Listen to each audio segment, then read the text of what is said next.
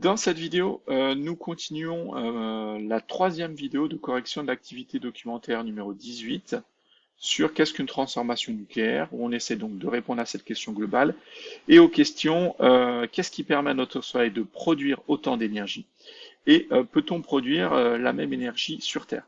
Donc on a déjà répondu un peu à ces questions. Qu'est-ce qui permet au Soleil de produire autant d'énergie? C'était les transformations de fusion nucléaire. Donc c'est une transformation nucléaire. Ce sont des transformations nucléaires. Peut-on produire la même énergie sur Terre? Eh bien, on a vu le fonctionnement des centrales et en fait, on a vu que dans nos centrales nucléaires, on utilisait les réactions de fission nucléaire et non les réactions de fusion. Même s'il y a un projet d'étude pour utiliser la fusion nucléaire qui sont les transformations nucléaires des étoiles, on ne maîtrise pas encore cette technique. Donc on ne produit pas l'énergie de la même façon sur Terre, on n'y arrive pas. Ensuite, nous en étions à la question 7, on devait classer les transformations du document 3 par quantité d'énergie libérée croissante. Attention à la comparaison, il y a un piège, c'est que là, c'est l'énergie libérée pour 1 gramme de réactif, pour 1 gramme de réactif, là pour 1 tonne de réactif. Donc on ne peut pas comparer si les quantités de réactifs ne sont pas identiques. Ce n'est pas comparable. Donc je vais repasser tout à 1 tonne ou 1 gramme ici dans le corrigé, j'ai tout passé à 1 tonne.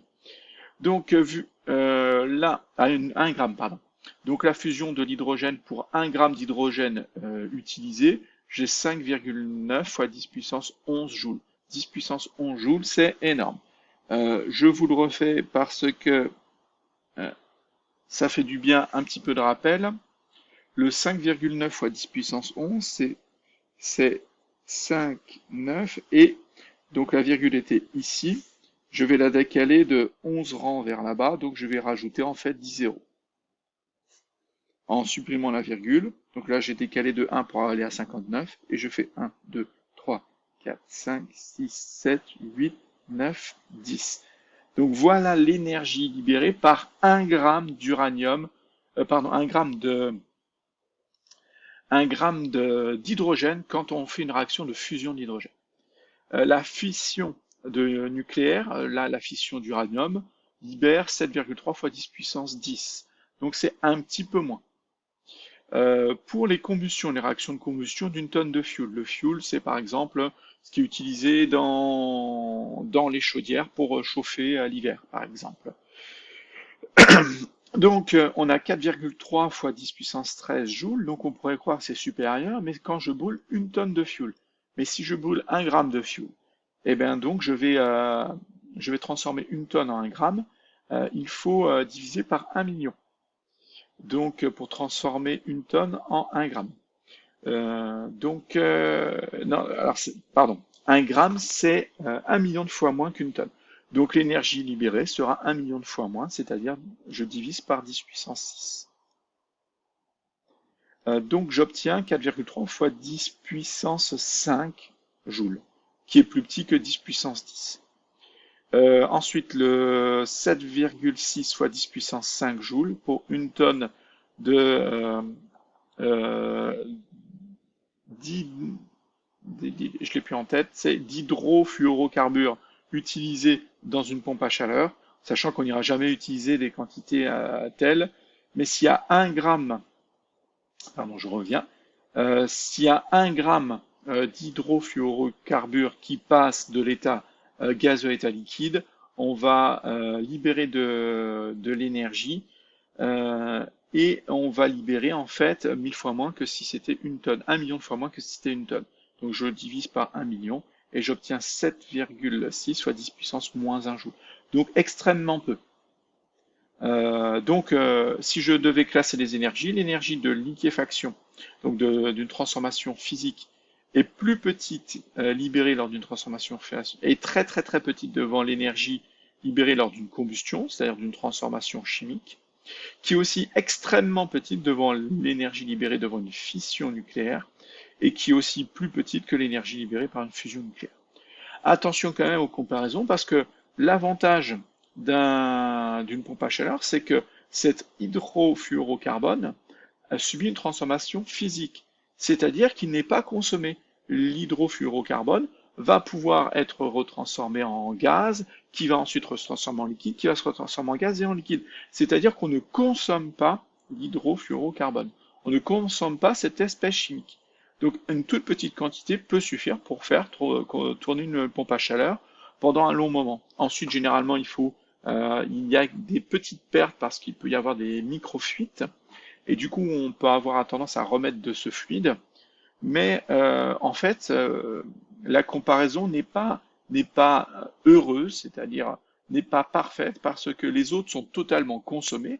Là, l'hydrogène a disparu, là, l'uranium a disparu, là, le fuel a disparu, alors que l'hydrofluorocarbone, lui, ne disparaît pas. Il est réutilisé en boucle dans l'appareil, dans la pompe à chaleur. Mais ce qui était intéressant, c'est de voir ça, c'est que l'énergie pour les transformations physiques est bien inférieure à l'énergie pour les transformations chimiques, qui est bien inférieure à l'énergie pour les transformations nucléaires.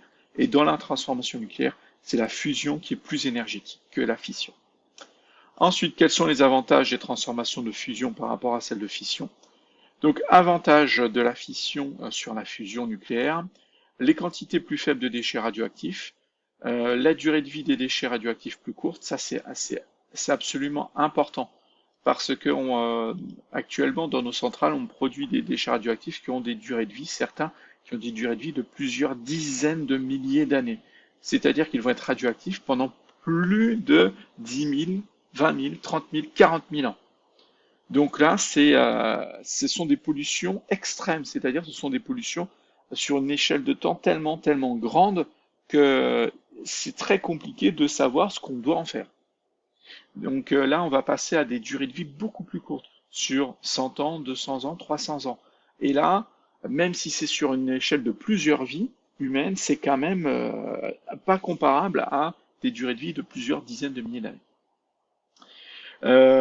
Et en plus en quantité beaucoup plus petite. Donc là, c'est quand même important. L'énergie libérée est plus grande, environ 4 fois plus grande. Donc quand on fait réagir 1 gramme d'hydrogène, on va avoir grosso modo 4 fois dans une réaction de fusion, on va avoir 4 fois plus d'énergie libérée que dans une réaction de fission de l'uranium, par exemple, d'1 gramme d'uranium. Donc c'est 4 fois plus énergétique, c'est déjà pas mal. Si vous multipliez votre note de physique par 4, je pense que vous seriez bien content.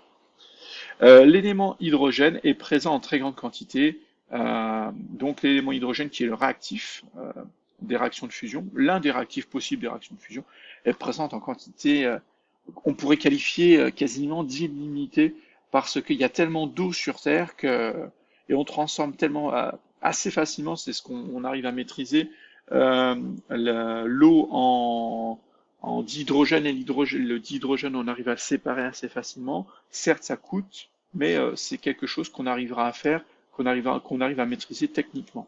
Donc ça, c'est vraiment, vraiment, les réactions de fusion sont tellement mieux que les réactions de fission. Mais ça reste des transformations nucléaires qu'il faut savoir maîtriser, qui d'ailleurs techniquement qu'on ne sait encore pas maîtriser, et qui malgré tout produisent des déchets radioactifs. Donc ça, il y en aura moins, ils seront moins radioactifs moins longtemps, mais il y en aura encore. Donc, à savoir si on a résolu le problème de la production d'énergie, si on a réussi à produire de l'énergie propre pour en fait réussir à se passer de ça. Donc ça, c'est pas gagné. Mais je l'espère. La conclusion. Donc les petites questions, on y a déjà répondu, hein. Globalement, qu'est-ce qu'une transformation nucléaire? On a vu que une transformation nucléaire, c'est une transformation soit de fission, soit de fusion nucléaire, c'est-à-dire deux petits noyaux qui réagissaient ensemble pour en former un plus gros, ou un gros noyau qu'on arrivait à casser en deux noyaux plus petits. Donc tout se passe au niveau des noyaux, c'est-à-dire ça concerne les nombres de neutrons et de protons qui sont donc les nombres de nucléons qui se conservent lors de cette transformation, plus les éléments.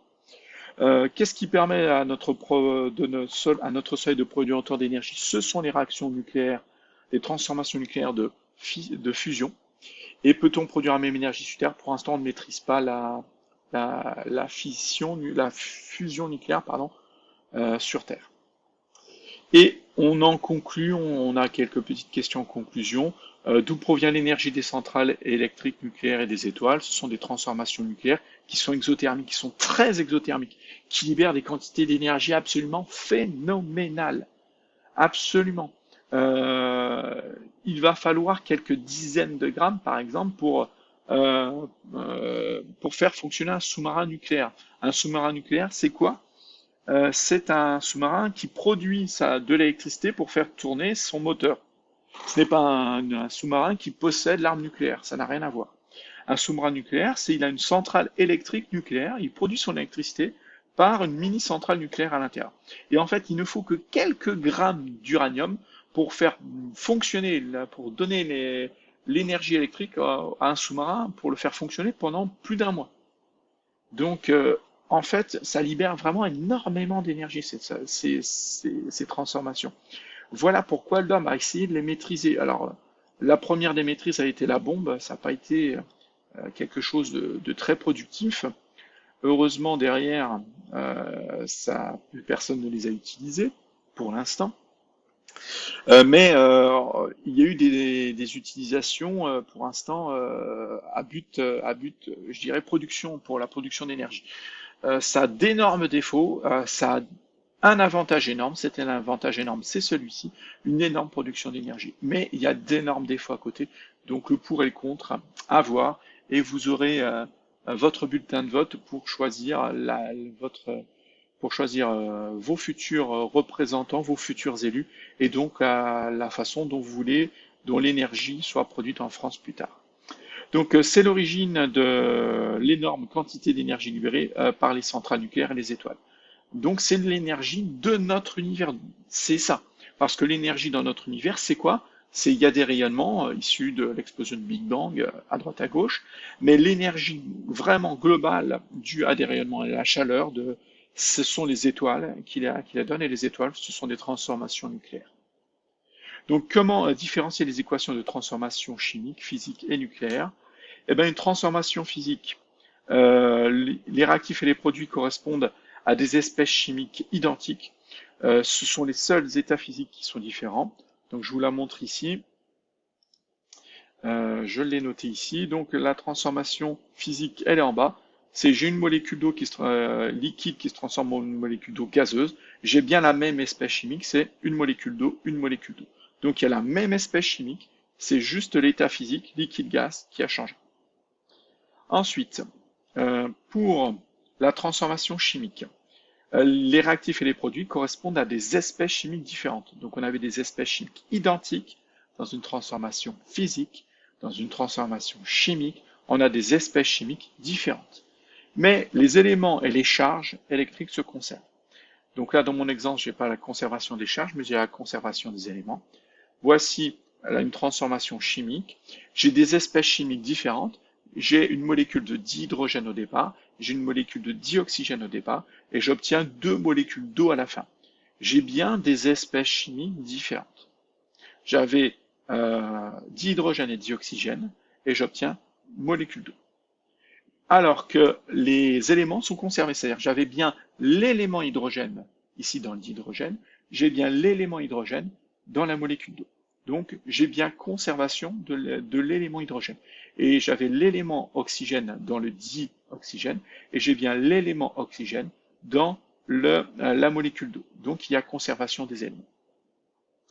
Ensuite, pour la transformation nucléaire, les réactifs et les produits correspondent à des éléments chimiques différents.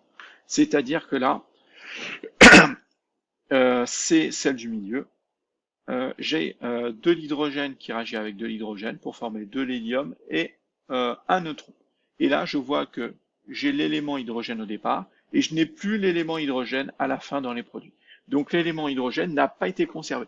Bien sûr, ni les espèces chimiques, ni les éléments ne sont conservés. D'accord? Donc voilà un petit peu cette vidéo qui conclut cette activité documentaire numéro 18.